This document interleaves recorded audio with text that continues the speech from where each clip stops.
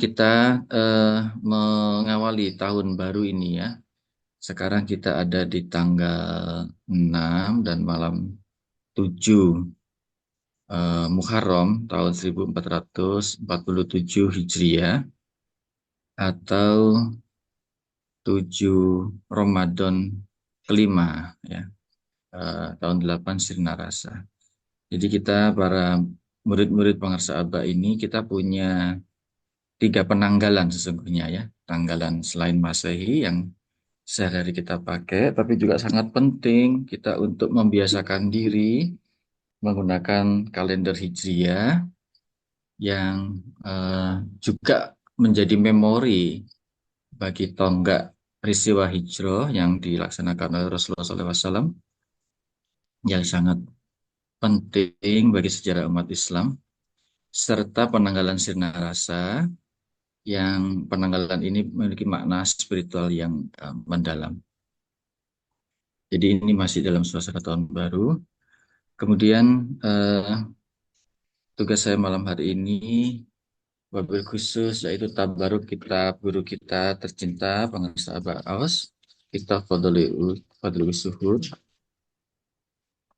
Di bulan Muharram ini ada 4 huruf ya, yaitu huruf mim yang pertama yang dimaknai oleh guru kita sebagai mujahadatun nafs atau perjuangan mengendalikan, menundukkan, dan melawan hawa nafsu.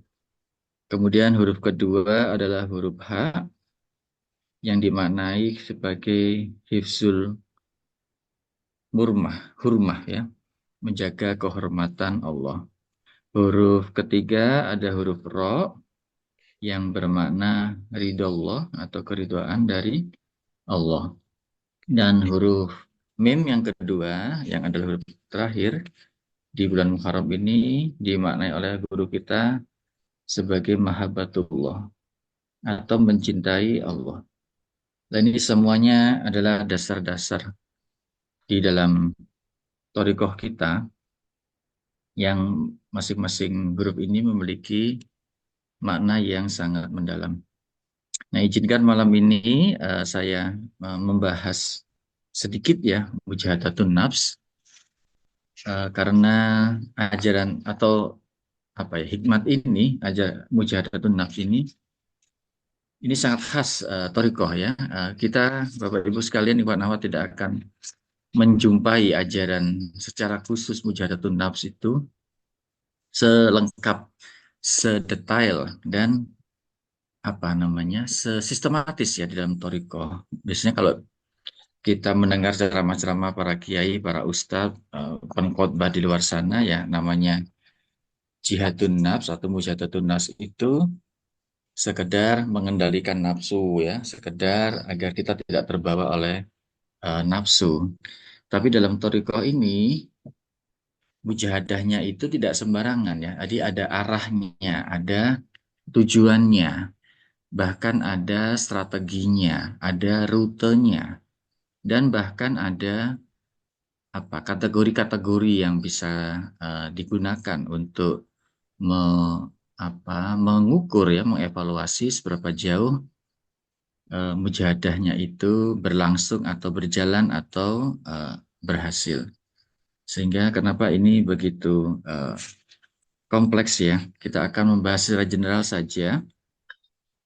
Nah, mujahadatun nafs ini ada 2 kata kunci yang jelas ya, mujahadah atau mujahadatun dan nafs.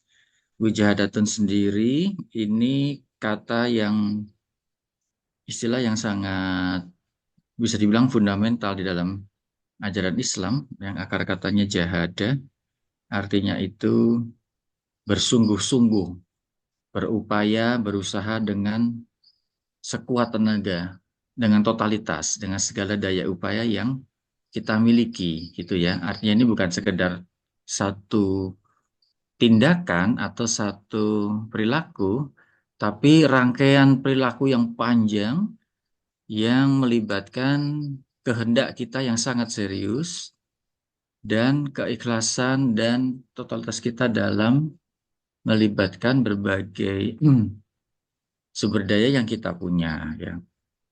Jadi benar-benar satu upaya yang serius. Nah, melibatkan sumber daya ini artinya bukan hanya yang kita miliki secara apa? Secara fisik atau secara spiritual sebagai manusia saja. Artinya kita punya tubuh yang sehat, kita gunakan untuk mujahadah. Kita punya apa namanya? Jiwa ya atau pikiran yang normal yang sehat kita gunakan untuk itu.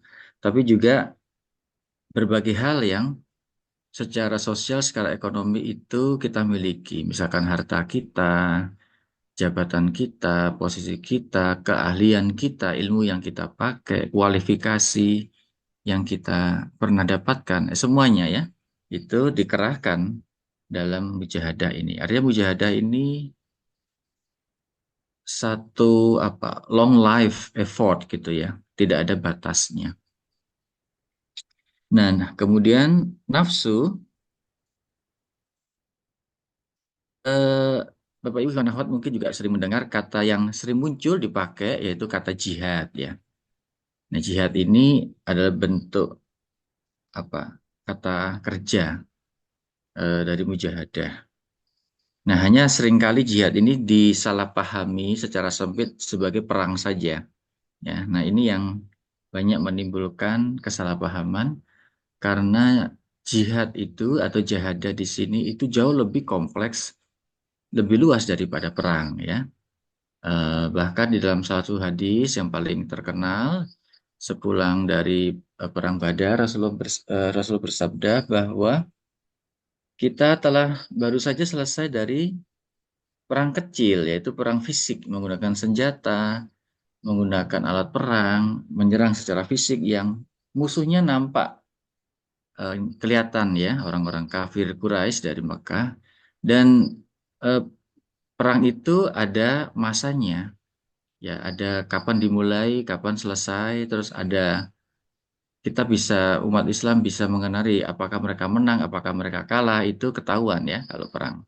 Nah, bagi Rasulullah itu perang kecil ya. Jihadul apa namanya Asgor. Nah, kemudian Rasul melanjutkan dan kita akan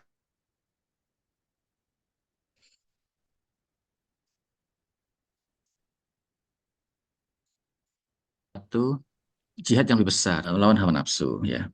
Ya, inilah disebut dengan mujahadatun nafs. Nah, jadi sangat berbeda antara jihad dengan perang ya. Kalau dalam Al-Qur'an itu biasanya kata perang itu menggunakan kata kital, ada kotilun, ada kitalun atau harb, kemudian gajwa itu adalah istilah-istilah yang merujuk pada tindakan fisik menyerang orang lain ya. Kital sendiri itu secara spesifik maknanya menyerang sampai menimbulkan kematian atau membunuh. Tapi jahadah itu lebih luas ya. Nah, itu kata kunci jahadah. Kemudian kata kunci kedua adalah nafs atau nafsu. Nah, nafsu ini bisa memiliki beberapa makna.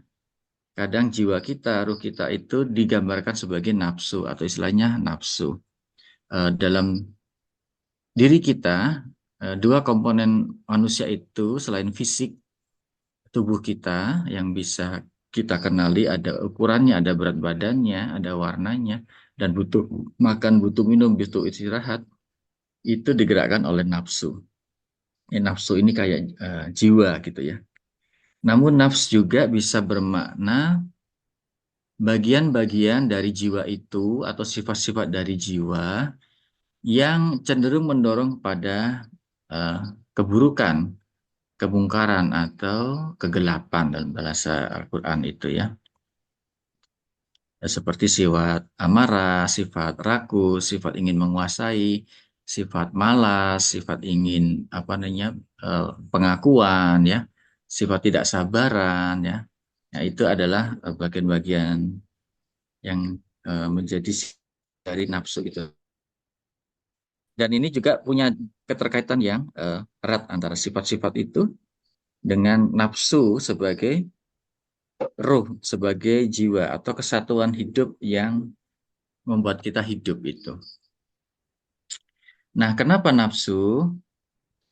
Ada beberapa penjelasan sederhana di dalam Al-Quran yang menjelaskan kecenderungan pada nafsu ya. Misalkan di surat Yunus ayat 53, di mana Allah bersabda, sesungguhnya jiwa itu selalu mendorong kepada keburukan, kecuali jiwa yang diberi rahmat oleh Tuhanku. Itu ya. Jadi di dalam Toriko, penghalang terbesar antara kita dengan Allah itu sesungguhnya bukan syaitan ya, bukan harta benda, tapi nafsu. Nafsu itulah yang mendorong kita untuk menjadi rakus, mendorong kita untuk malas, mendorong kita untuk merasa apa namanya ingkar ya. Dan lewat nafsu inilah setan bekerja sesungguhnya ya. Kemudian yang selanjutnya di dalam surat Al-Jathiyah 23 juga ada banyak gambaran di mana Allah mengingatkan, tahukah kamu, ini Al-Jathiyah 23 ya, tahukah kamu, eh, wahai Nabi Muhammad, orang yang menjadikan hawa nafsunya sebagai Tuhannya dan dibiarkan sesat oleh Allah dengan pengetahuannya. Allah telah mengunci pendengaran dan hatinya serta meletakkan tutup atas penglihatannya. Siapakah yang mampu beri petunjuk selain dari Allah? Apakah kamu tidak mengambil pelajaran? Nah, ayat Jatsiyah ini sangat sangat penting untuk menunjukkan bahwa sebenarnya pilihan kita ada dua saja ya, antara nafsu yang kita gunakan atau dijadikan oleh manusia sebagai Tuhannya, atau kita menyembah Allah gitu ya. Jadi tadi seperti disampaikan bahwa dalam Toriko itu penghalang terbesar itu adalah nafsu kita.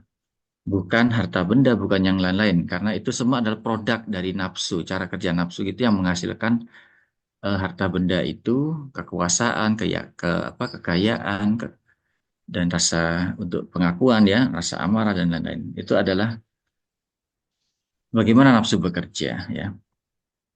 Jadi ayat ini menjelaskan kalau manusia menjadikan hawa nafsunya sebagai Tuhannya, maka Allah akan mengunci pendengarannya, hatinya, dan tutup penglihatannya, sehingga menjadi tersesat dan tidak mendapatkan petunjuk.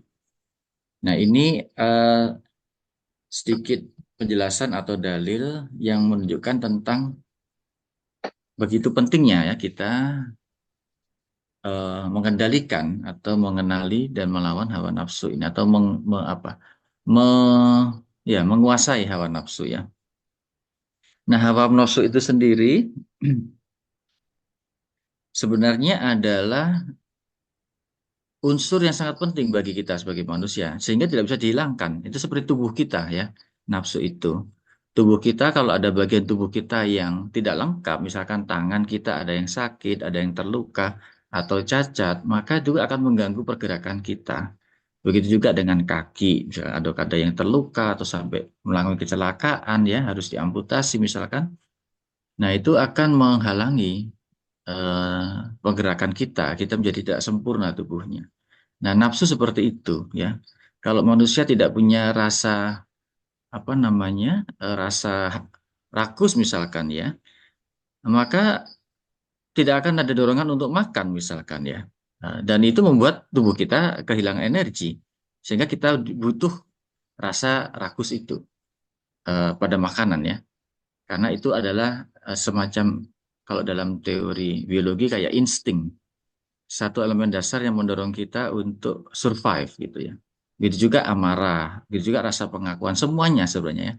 Tidak bisa dihilangkan begitu saja karena itu bagian dari nafsu secara keutuhan itu tadi. Tapi yang harus dilakukan adalah mengendalikannya atau membentuknya sehingga dia menjadi bukan penghalang kepada Allah, tetapi menjadi sarana gitu ya, menjadi wasilah, menjadi jalan menuju Allah. Inilah yang tadi digambarkan di dalam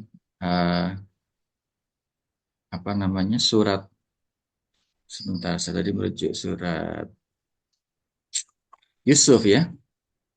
Yusuf 53, kecuali jiwa yang diberi rahmat oleh Allah. Nah, atau nafsu yang diberi rahmat oleh Allah. Nah, sehingga dia menjadi rute, menjadi wasilah, menjadi jalan menuju Allah. Nah, di dalam Toriko ada, kita diajarkan ada makom-makom nafsu itu. Nafsu sebagai kesatuan hidup. Ya, tapi ini kita perlu membicarakannya secara hati-hati. Ini menunjukkan aja bahwa sesungguhnya jiwa kita ini di setting oleh Allah, istilahnya punya program, istilahnya advance gitu ya, untuk menjadi jiwa yang dirahmati Allah itu tadi ya, ya menuju kita menuju ke sana ya.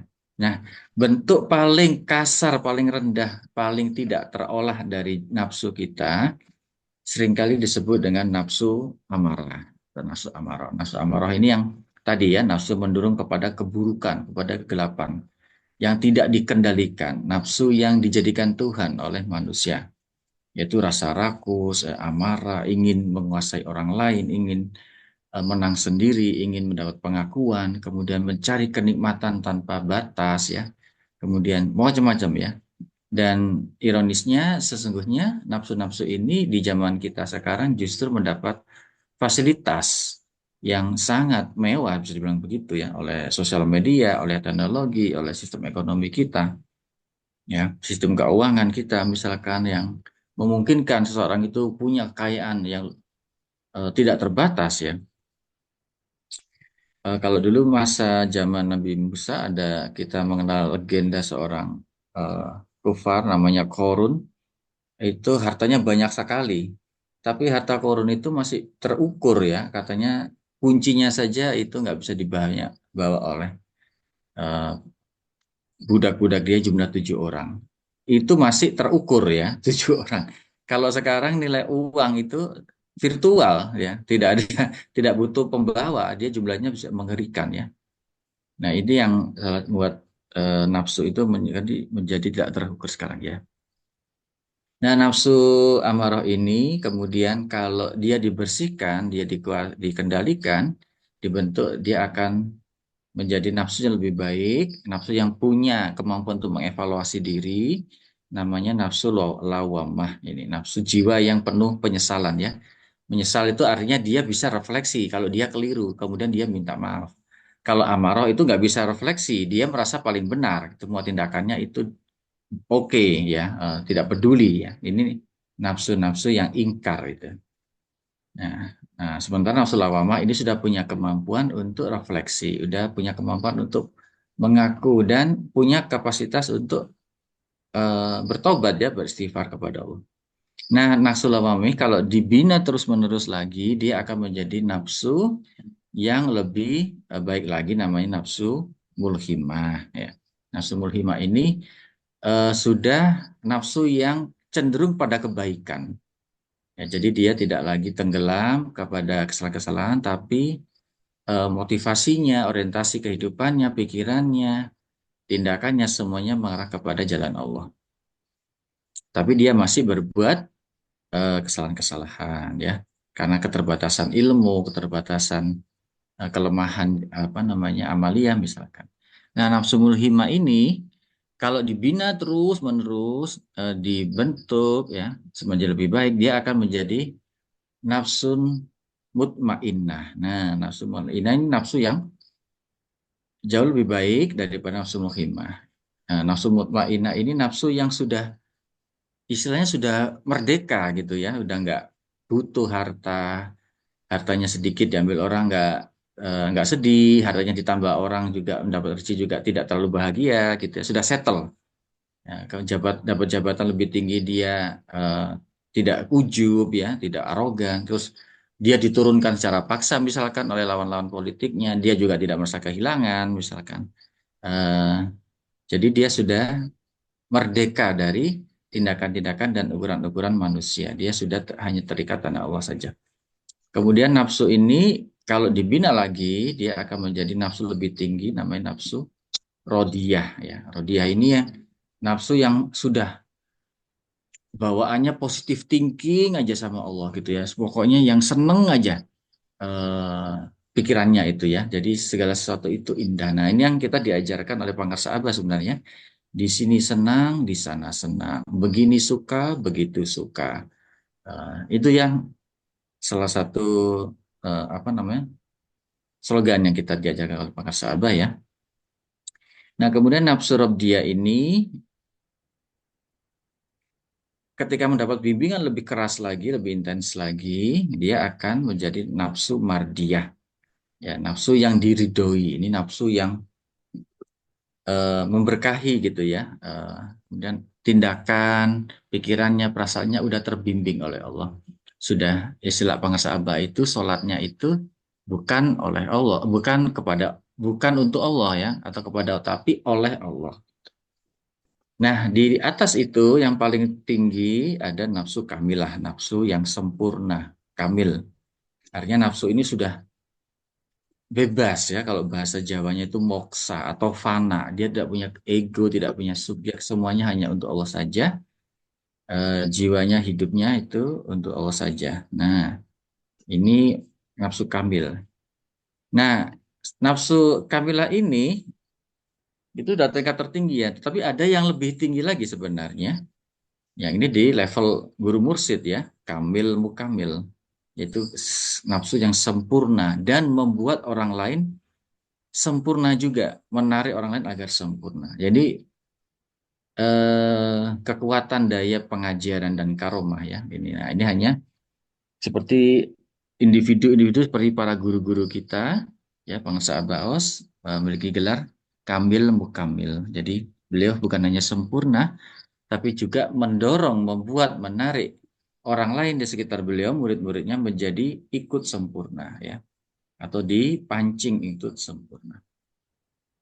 Nah, kita perlu hati-hati dengan kategori-kategori ini karena mungkin kita tidak perlu mengukur ya, wah kayaknya saya sudah mutmainah nih, sudah nggak terganggu. Nah, itu bisa menciptakan kesombongan spiritual ya, bisa menjaga riak dan ujub. Jadi mungkin amannya eh, kita membatasi diskusi di sini, tapi banyak dari kita ini di lawamah aja deh kita banyak dosa, banyak keliru gitu ya, dan bekerja keras untuk membersihkan diri kita ikut Pangasa Abah. Sudah itu ya, tidak perlu apakah kita makomnya di mana itu urusan Allah dan Abah gitu ya. Nah, ini makom-makom ini sebenarnya tujuannya untuk menunjukkan bahwa Mujahadatun Nas itu punya arah, punya tujuan. Ya, ada beberapa sufi yang menjelaskan manusia itu seperti karya seni Allah yang sangat indah gitu ya. Jadi dia punya pernik-pernik, punya kompleks pernik-pernik yang rumit, yang keindahannya itu luar biasa dan tiap individu itu punya keunikannya sendiri-sendiri. Nah, mujahadatun nas itu adalah proses di mana kita dididik untuk menciptakan pernik-pernik keindahan nafsu kita itu. Jadi tadi dorongan untuk kekuasaan, dorongan untuk kerakusan pada harta benda, sesungguhnya itu adalah energi yang luar biasa yang kalau kita kelola bisa menjadi energi ya, yang apa menyempurnakan kita ya sebagai manusia, sebagai hamba gitu ya. Nah, setiap hamba ini memiliki keunikannya sendiri karena Allah itu Maha Pencipta ya. Tidak ada satu orang yang sama. Guru-guru kita juga semua memiliki kekhasan masing-masing. Dan itu semuanya indah gitu ya. Para nabi-nabi bahkan itu juga punya kekhasannya masing-masing dan semua mereka menunjukkan pribadi-pribadi yang indah, yang pernik-pernik karya seni moralnya itu luar biasa, menjadi contoh bagi kita semua ya. Nah, Wujudun Nas ini tidak mudah ya, karena dan digambarkan oleh guru oleh Rasulullah SAW sebagai jihadul akbar karena banyak hal. Salah satunya karena itu melawan kita sendiri. Jadi musuhnya tidak kelihatan ya. Musuhnya adalah nafsu kita, diri kita sendiri. Nah, kita kan kadang kalau mengoreksi kita kan sulit ya. Oh, kamu pelit ya, kamu suka marah gitu kan. Nah, ini kadang kita cenderung untuk mengingkari diri kita sendiri ya. Enggak kok, saya baik kok, kemarin saya ikut sodako misalkan. Nah,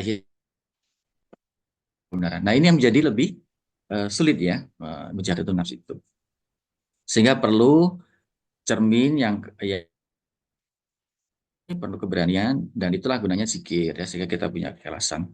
Terus yang kedua, dia sulit dan berat karena kata gencatan senjata ya atau nggak ada bahkan kita berhenti aja menjadi malas itu boleh dong malas sedikit kali-kali ini ya sholatnya sedikit, terus tidak harus terlalu tepat waktu gitu misalkan. Nah ini bahaya ya. Jadi kalau kita break sebentar aja dari mujahadun nafs itu nanti nafsu itu akan menggumpal gitu menjadi hijab menumpuk dan kita akan melakukannya lagi lebih susah lagi. Nah, itu saya kira semua ikhwan akhwat mengalaminya ya. Saya pribadi sering mengalami kayak gitu sedikit memberikan rasa malas misalkan, nah, itu nanti menjadi penggumpalan terhadap nafsu kita.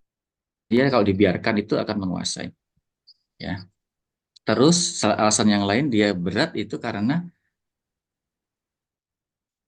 ada rentang waktu gitu ya. Jadi misalkan kita selesai ketika ada fase tertentu. Tidak, mujadun nas itu hanya selesai ketika hidup kita di dunia udah selesai gitu. Ini long life battle ya. Ini perjuangan sepanjang hidup. Nah, ada hal lain yang lebih besar. Insya Allah nanti kita diskusikan minggu depannya lagi ya. Nah, terakhir untuk hikmat ilmiah malam ini, bagaimana caranya kita melakukan mujahadun nafs itu? Nah, yang jelas kita semua berpengasah ini ada para mujahid ya. Orang-orang yang diajak dididik untuk mujahadah, untuk berjuang secara keras untuk mengendalikan menguasai nafsu kita dengan satu mekanisme yang paling dasar yaitu zikrullah. Dengan zikir ini kita membersihkan hati kita, membersihkan niat kita, membersihkan segala kotoran-kotoran ya. Jadi membuat nafsu itu kotoran-kotoran itu. Dan zikir, amaliyah, termasuk manakib seperti ini, itu semua dalam rangka membersihkan hati kita dan meluruskan hati niat kita kepada Allah saja.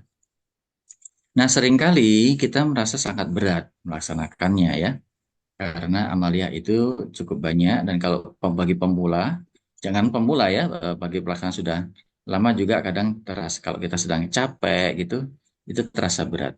Nah, itulah gunanya kita melakukan secara berjamaah ya, sehingga sering-sering ikhwan akhwat itu jangan amaliyah sendiri, kalau bisa berjamaah, terus sering kumpul ikhwan yang lain seperti ikut manakib seperti ini, apa manakib darat atau manakib online, pokoknya ketemu ikhwan lain lah ya sehingga itu saling memperkuat kita ikatan juga dalam hikmat ini dan kita menjadi apa menjadikan ruang evaluasi bagi perjalanan kita masing-masing gitu ya dan ada bahayanya juga kalau kita itu menyendiri ya mengamalnya sendiri itu karena nanti bisa menciptakan motivasi-motivasi tersendiri di luar thariqah yang diajarkan dan itu bisa menciptakan rasa ujub, rasa ria gitu. Nah, konon dulu iblis itu menolak perintah Allah karena tujuan ibadahnya iblis sebelum Adam diciptakan, Nabi Adam itu karena dia punya agenda sendiri gitu kan. Jadi ketika diminta Allah untuk sujud depan Adam, dia menolak. Nah, ini berarti membuat ibadahnya tidak membuat hatinya tunduk kepada Allah. Tapi dia menjadi arogan. Nah, ini ibadahnya secara ritual udah bener, tapi niatnya keliru, hatinya kotor, jadinya kayak gitu tuh. Nah, jadi ini sangat berbahaya dan iblis tidak punya kemampuan seperti manusia untuk evaluasi, terus merasa salah gitu ya. Terus minta maaf, beristighfar pada Allah, terus taubat. Tidak, iblis malah menyalahkan Nabi Adam gitu kan, malah mentang-mentang, malah nantang Allah ya. Nah, ini adalah bentuk nafsu yang tadi, yang amarah itu tidak bisa mengevaluasi diri gitu. Baik, ini karena waktunya terbatas, insya Allah kita lanjutkan lagi kalau ada kesempatan. Semoga Allah memberkahi semuanya, segalanya, selamanya. Dan semoga Allah selalu memberikan kita kekuatan, kemudahan, dan kenikmatan yang pentingnya dalam ujian Amin. ini. Amin. Menjadi kamil dan mendekat kepada Allah. Bil barokah wal karamah pangersa abaos al-fatihah. A'udzubillahi minasyaitonirrajim. Bismillahirrahmanirrahim. Alhamdulillahirabbil alamin. Maliki yaumiddin. Iya karena butuh, iya karena stain ihdinas siratal mustaqim. Ina anam ta'alihim. Khair maghdubi alaihim waladdallin.